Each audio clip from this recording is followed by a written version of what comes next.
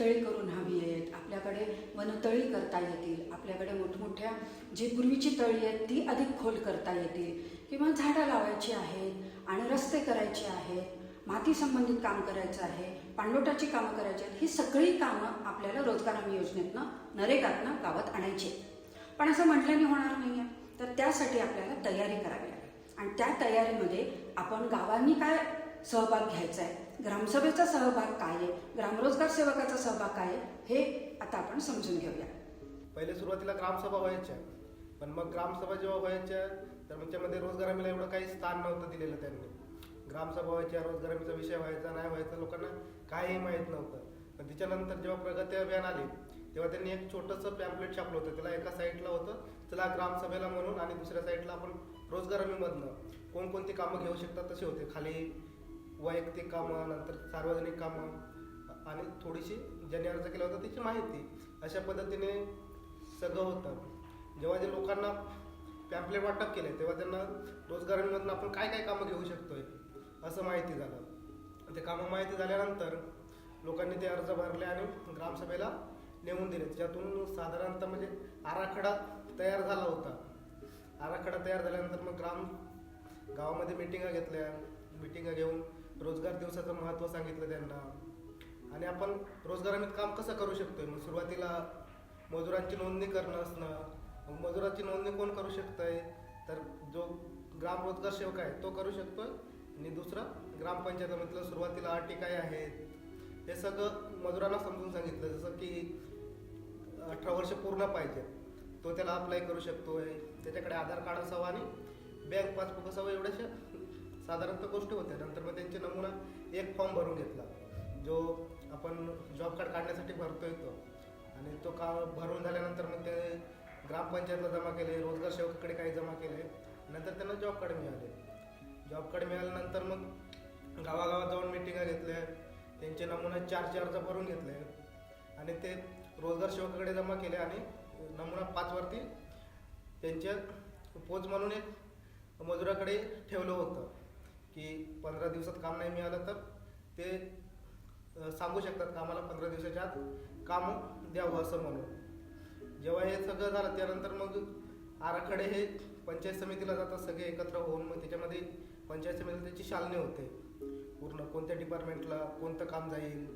त्याच्यामध्ये कृषीचं डिपार्टमेंट आहे, नंतर मग ग्रामपंचायत लेवलला काय कामं होतात, बाकी PWDला जातात. अशा पद्धतीने सगळ्यांचं वर्गवारी होतं, आणि त्याच्यामध्ये मग जे कामं असतात त्यांना एक प्रशासकीय मान्यता आणि तांत्रिक मान्यता मिळून ते कामं सेल्फवरती येतात. हे लोकांना थोडंसं समजून सांगितलं. त्यानंतर काम मागणी भरलीच होती, मग त्यांना काम मिळालं. काम मिळाल्यानंतर मग कामाला सुरुवात कशी करायची. सुरुवातीला तिथे एक मोठा बंधारा होता, त्याच्यामध्ये काम काढलं. जवळपास 150 ते 200 लोक कामावरती उपस्थित होते. मग त्यांना सुरुवातीला खड्डा, जो आपण एक नमुना खड्डा म्हणून सांगतात, त्या पद्धतीने नमुना खड्डा करून दिला. मग त्यांना सांगितलं का एवढं तुम्ही खोदलं तर तुम्हाला तेवढा रोज पडेल, असं सगळं समजून सांगितल्यानंतर मग त्यांनी कामाला सुरुवात केली. जवळपास ते 4 हप्ते काम पुरलं, म्हणजे एका मजुराला जवळपास 24 दिवस, आणि त्याची मजुरी थेट बँकेमध्ये जमा होत होती. रोजगार दिवसाचं म्हणजे साधारण सांगायचं झालं तर आम्ही गाव जे आता महसूल गाव कोशिंबेत आहे आणि अशा साईडच्या पाड्याचं बऱ्याचशा ठिकाणी आम्ही म्हणजे तेच गावात नाही तर बाकी इतर गावांना पण म्हणजे जाऊन थोडंसं गाव मिटिंगा घेतल्या आहेत. आणि गाव मिटिंगांमध्येच रोजगार मेळावा म्हणून म्हणजे रोजगार दिवस म्हणून साजरा केला. त्याच्यामध्ये काय रोजगार दिवसामध्ये जे नवीन मजूर आहेत, ज्यांचे जॉब कार्ड काढायचे आहेत किंवा विभक्त करायचे आहेत, अशांचे फॉर्म भरून घेणं.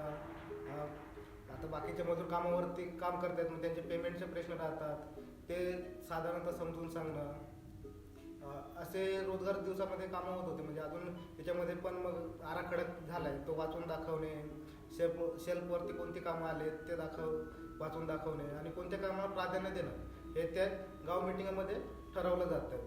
आता बाकी जे पेमेंटचा विषय आहे हा 2022पर्यंत थेट अकाउंट नंबर टाकल्यानंतर मग तो जमा व्हायचा. पण मग 2022 नंतर त्यांनी काही मॉडिफिकेशन केले, काही साईट अपडेट करत घेतल्या. त्याच्यामुळे मग साधारणतः ना त्यामध्ये नवीन गोष्टी लागू केल्या आहेत. जसं जॉब कार्डला आधार लिंक करणं, आधार शेडिंग करणं आणि एक शेवटचं ऑप्शन म्हणजे ABPS मॅपिंग म्हणून असं जे आधार बेस पेमेंट सिस्टम म्हणून. माझ्या गावात जे काम चालू केले, पहिला ऑफलाईनने हाजरी घ्यायची, आता ऑनलाईनने हाजरी आहे ती ऑनलाईनने हाजरी जरा अवघडच पडते. का पडते? एखाद दिवस आमच्या गावामध्ये रेंज नसते, मग तो मजूर आला मग परत बोलवायची, हाजरी घ्यायची, कामावरून त्याचा डिप्रेशन कमी व्हायचे. काम करण्याची जी आहे त्याची इच्छा आहे ती कमी होते. आता रेंज नाही आहे ना, तिथं बोलून देतो आम्हाला काहीतरी, मग आम्ही ते लोकांना समजून सांगायचं बाबा असं नाही, आता ही हाजरी जी आहे ऑनलाईन हाजरी आहे, ऑफलाईन होती ती चांगली होती. अशा पद्धतीने मास्टर्स पहिला आम्ही स्वतः जाऊन काढायचे आणि स्वतःच भरायचे. आता जी ऑनलाईन आहे वरून मास्टरचं समजा आलं तरच ती मास्टर मजूर दिसायचा. मजूर दिसला नाही का तो आम्हाला मग बोलून जायचा का तुम्ही आजही बोलवलं आम्हाला उद्याही बोलवायचं का, आम्हाला रोज का. मग ते 6 दिवस लावण्यापेक्षा 3 किंवा 4 दिवस यायचे. मग तो दोष आमच्यावर किंवा आमचे टेक्निकल अधिकारी आहेत त्यांच्याकडे व्हायचा तो दोष. अशा पद्धतीने आम्ही मास्टरची जी मागणी होती कामाची, जी आम्ही ग्रामसभा घेतो, लोकांना पटवून सांगतो. 3 पाड्या आहेत मला, 3 पाड्यामध्ये मी जाऊन ग्राम दिवस साजरा करतो. लोकांना माहिती देतो बाबा दगडी बांधाचे आपल्याला कामं घ्यायचे आहे, फळबाग लागवडीची कामं घेत. अशा पद्धतीने ग्रामसभा घेऊन लोकांना रोजगार हमीचे आम्ही जास्ती प्राधान्य देऊन हे केले. का ग्रामसभा घेतले ते जे बाहेर स्थलांतर मजूर जायचे त्यांना जवळच्या जवळ आम्ही काम काढून देण्याची आमची जबाबदारी होती. किंवा ज्या मजुरांना 2 पैसे भेटणे ते आम्हाला सुद्धा भेटतील. मजुरांचं स्थलांतर कमी होणार. मजुरांचं स्थलांतर मग काही मजूर आम्हाला विचारायचे की भाऊ तुम्ही 270 रुपये रोज देता आणि तिकडे आम्हाला 500 रोज देता. मग त्यांना आम्ही सांगितलं भाऊ तुला पहाटे 5 वाजता उठायला लागतं, पण इथं किती वाजता कामाला यायला लागतं? 9 वाजता. 9 वाजता आल्यावर तुला दुपारी आम्ही 1 वाजायला जरी आलास तरी जो टायमिंग आमचा रेट आहे तोच. तुम्ही 1 तास काम केलंस तरी जो तुझा रेट आहे तेवढ्या पद्धतीने तुला आम्ही काम दिलंच. तेवढ्या पद्धतीने पैसा, पण आमच्याकडे पैसा जो आहे तो रोख पैसा नाही. वरती शासन जेव्हा आमच्या खात्यावर तुमच्या खात्यावर पैसे येईल तेव्हा आम्हाला येईल आणि तुम्हाला येईल, हे हिशोबाने आम्ही त्या लोकांची प्रगती जास्ती करून घ्यायला प्रयत्न केले. मजुरांचा रोजगार मागणीकडे कल जे सुरुवात करण्यासाठी सगळ्यात महत्त्वाचं आम्ही कृती आराखड्यामध्ये जी काही रस्ते टाकले होते, म्हणजे महिलांना किंवा रोजगारांना सोपं जाणारं काम म्हणून शेत रस्ते, पाणी रस्त्याचे जास्त कृती आराखड्यात मंजूर झाल्यामुळं आणि त्याच्यावरती मी सतत त्यांच्यासोबत बैठका सांगत गेल्यामुळं रोजगार मागणीकडे कल वाढला आणि त्यांना रोजगार पण मिळत चालला. कारण सोपं काम आहे आणि हजेरी पण वरच पडत चालली होती. त्याच्या अगोदर विहिरीच्या कामामध्ये यांना रोजगार पडत नव्हता, मग तो उदासीन बी होते. आणि काही असं होतं की ग्रामपंचायत सुद्धा कामाला लावायला उदासीन होत्या. त्याच्या मागची कारणं वेगळी असतील, तो भाग वेगळा. पण मजुरांना काम करणं हे सुद्धा त्यांना डोकेदुखी वाटत होती, माहीत नाही कशामुळे ते. पण आपण ज्यावेळेस त्यांच्यासोबत मागणी करायला सुरुवात केली आणि त्यांच्यासोबत रोजगार सेवक आणि मजूर यांना घेऊन ज्यावेळेस आम्ही समन्वय साधायचा आणि रोजगाराची मागणी करायची, मग रोजगार मागणी केल्यानंतर त्यांनी आम्हाला रस्त्याची कामं, फळबागची कामं देत गेली. त्याच्यामुळे रोजगार मागणीतली संख्या वाढली. जवळपास 25 गावामधनं 3135 का 55च्या आसपास रोजगार मी 3 वर्षामध्ये तेवढांना सतत देत गेलो आणि त्यांनी कामावर पण गेले. विशेष म्हणजे त्याच्यातून एक आनंदाची बाब अशी आहे की त्यांचं बाहेर जायचं स्थलांतर काही प्रमाणात रोखण्यात मला थोडंसं यश आलं असं मला वाटतंय. त्याच्यामुळं गावापातळीवर त्यांना रोजगार मिळत गेला. आमच्याकडे सिजनेबल हंगामी काम संपल्यानंतर जे स्थलांतर व्हायचे शहरात कुठं बाहेर ते मनरेगामुळे तिथं रोखत गेलं आणि गावपातळीवर थांबत गेले. आणि ज्या शेतीला रस्ते नव्हते ते जवळपास 25 गावातल्या प्रत्येक गावात 3-4 रस्ते असे की शेताला जाणाऱ्या गावाला जोडणारे रस्ते झाले, जे की त्यांच्यातला माल. आता उदाहरण सांगायचं झालं तर तळणी गावातला समजा शेतात आम्ही पेरणीला पेरल्यानंतर तो माल साधारणतः दिपावलीनंतर पाऊस उघडल्यानंतर माल घरी आणावा लागत होता. पण त्या गावातले जे काही शेत रस्ते झाले त्याच्यामुळं कधीही त्यांच्या शेतापर्यंत वाहन जाऊ लागलं, माल घेऊन आले आणि त्याच्यामुळं त्यांना सोयीचं पण झालं. म्हणजे 2 गोष्टी याच्यात साधल्या की शेतकऱ्यांना सुद्धा जाण्या येण्यासाठी रस्ता झाला आणि आमच्या असणाऱ्या मजुराला सुद्धा त्यामुळं काम मिळालं.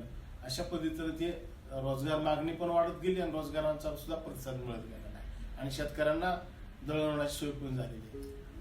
आणि विहिरीच्या बाबतीत बी सांगायचं झालं तर कोरडवाहू शेती जास्त प्रमाणात असल्यामुळे अल्पभूधारक शेतकऱ्याचं एक उदाहरण आहे.